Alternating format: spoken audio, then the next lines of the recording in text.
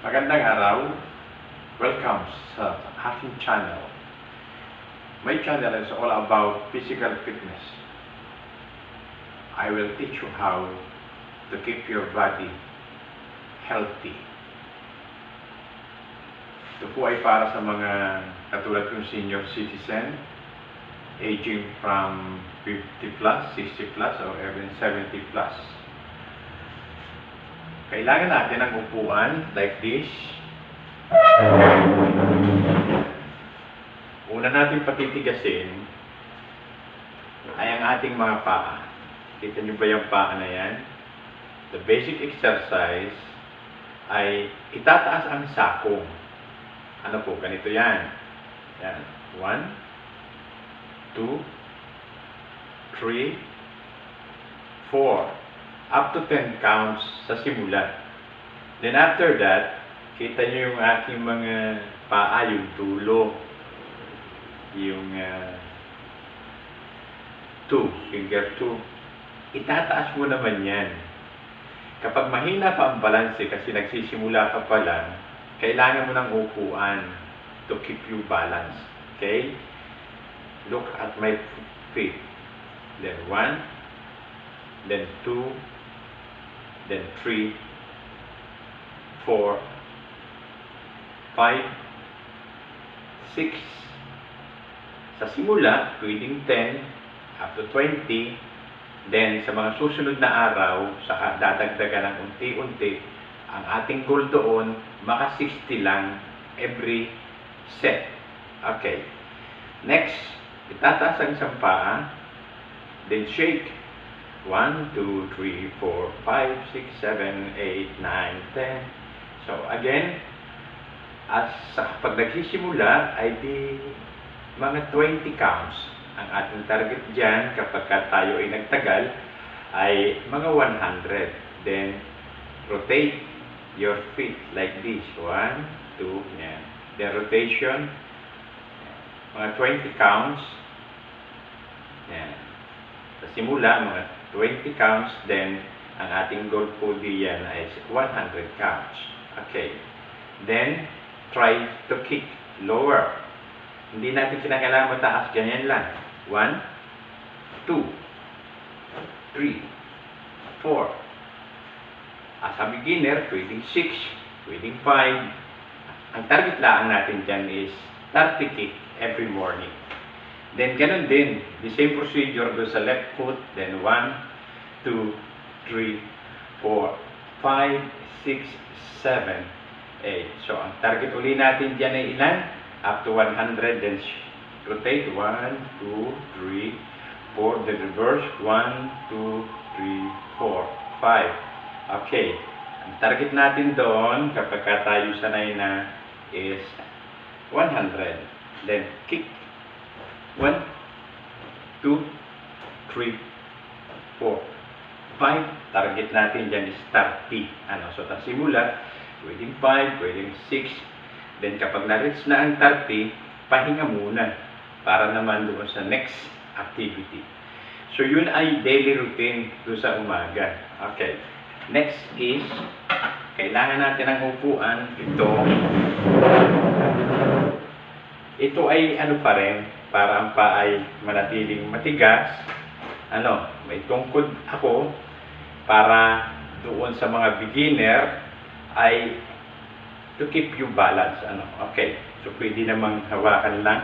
Then, sit. 1. Then, 2. Straight your body. Then, 3. 4. Then, 5.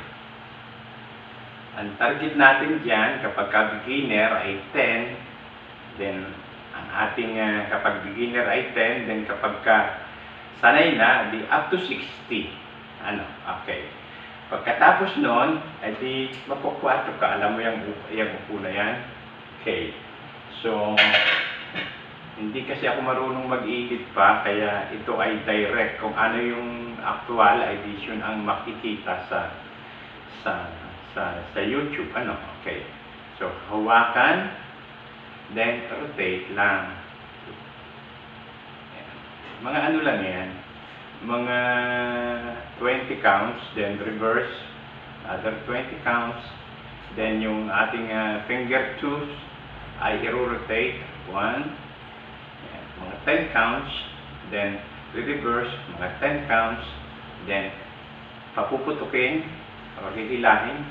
Kapag beginner, be slowly, then look at my fingers, yan, hawakan mo lang yan, then twist, 1, 2, 3, 4, 5, then push, 1, 2, 3, 4, 5, then push, 1, 2, 3, 4, 5, then push, 1, 2, 3, 4, 5, and push.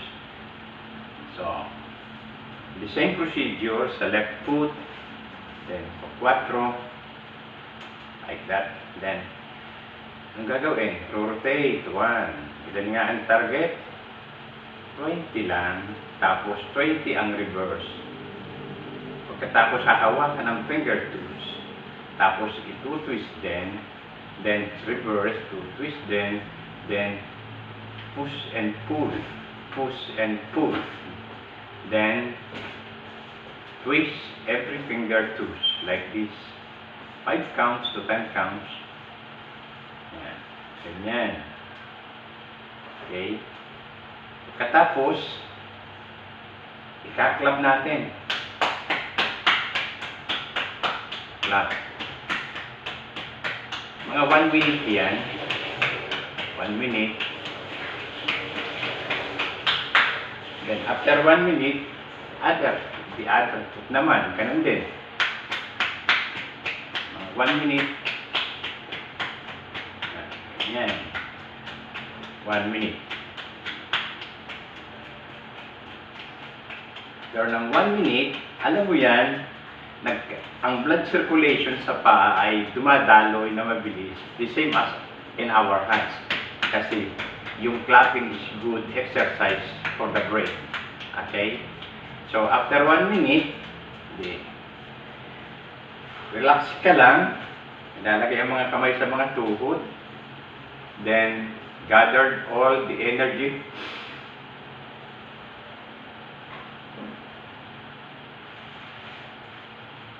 Then release.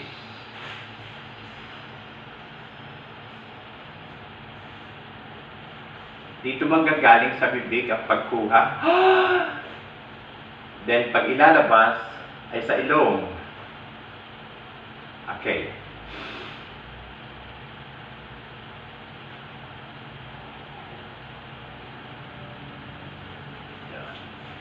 So, yun ang simula. Sa paa, palalakasin muna ay paa. Importanteng malakas ang paa to carry our body. Kailangan madala niya ang ating katawan. So, kung nagustuhan mo ang basic exercise for seniors na ito, i-like ang YouTube na ito, subscribe, and share. Thank you. See you next week.